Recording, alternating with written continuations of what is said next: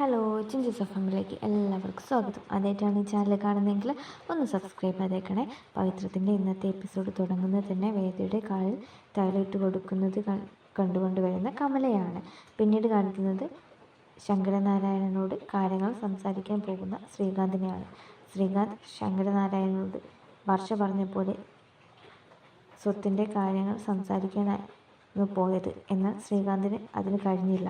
പിന്നീട് കാണിക്കുന്നത് റൂമിലേക്ക് വരുന്ന വിക്രമിനെയാണ്.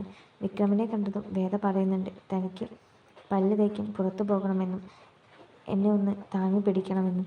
അങ്ങനെ വിക്രം വേദയെ താങ്ങി പിടിച്ച് പുറത്ത് ഇറങ്ങുകയാണ്. അപ്പോഴാണ് അത് നന്ദിനി കണ്ടത്. നന്ദിനി വേദയുടെ അടുത്തേക്ക് വരുന്നതും നിനക്ക് കാലിന് ഒരു അസുഖവും ഇല്ലെന്നും നീ അഭിനയിക്കല്ലെന്നും ചോദിക്കുന്നുണ്ട്.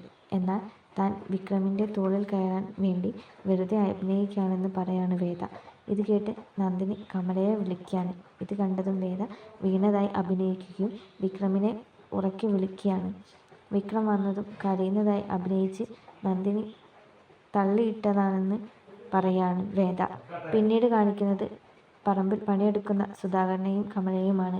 അപ്പോഴാണ് സുധാകരൻ്റെ ഫോണിലേക്ക് സുധാകരൻ്റെ അമ്മ വിളിക്കുന്നത്. എന്നിട്ട് പറയുന്നുണ്ട് കർക്കിടക മാസമായതിനാൽ 2 ദിവസം എൻ്റെ കൂടെ ഇവിടെ വന്ന് നിൽക്കണമെന്നും അമ്പലത്തിൽ പോകണമെന്നും. അങ്ങനെ പറഞ്ഞ് അച്ചമ്മ കോൾ കട്ടാക്കുകയാണ്. പിന്നീട് കാണിക്കുന്നത് പോകാൻ വേണ്ടി ഒരുങ്ങുന്ന കമലയാണ്. അപ്പോഴാണ് അവിടേക്ക് നന്ദിനി വരുന്നത്. എന്തിനാണ് അച്ചമ്മ ഇപ്പോൾ തന്നെ അവിടേക്ക് ചെല്ലാൻ പറഞ്ഞതെന്ന് അന്വേഷിക്കുന്നുണ്ട് നന്ദിനി.